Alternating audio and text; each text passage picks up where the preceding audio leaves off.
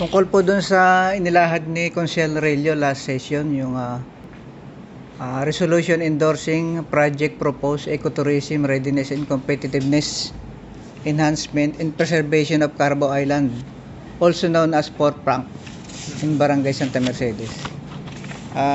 Ako po ay sumusuporta po dito dahil noong pong October 2022, meron na po tayong naipasang resolusyon.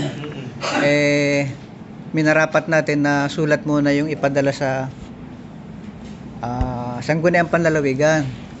Ngayon dumating po itong project na ito at yung ating Carabao Island ay balak na i-utilize para gawing camping site, maglagay ng bungee jumping at yung iba pa na recreation.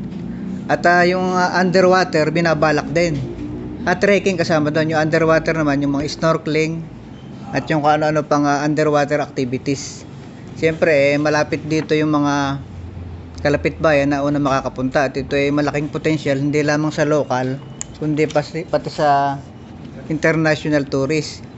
Ngayon, para maisagawa natin ito ng mabuti, dapat maging matibay yung ating posisyon doon sa nasabing ating claim. Dahil noong namang 2018, ayan, kasama si Attorney Jane, meron tayong certification na galing sa NAMRIA, yung National Mapping Water Division, na yung Limbones at yung Carabao ay sakop ng Maragondong, Cavite.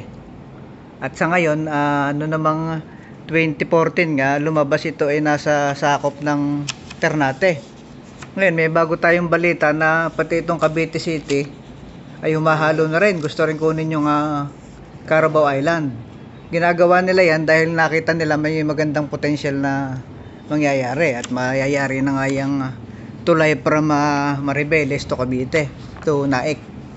Kaya yung pong ating resolution ay itutuloy para unang-una, para maisagawa ito, dapat munang maging malinaw na talagang ito ay sa atin.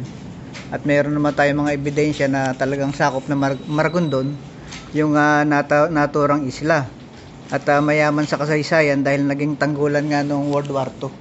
Yun po aking sa privilege hour sa kapulungan na ating pong itong suportahan. Salamat po.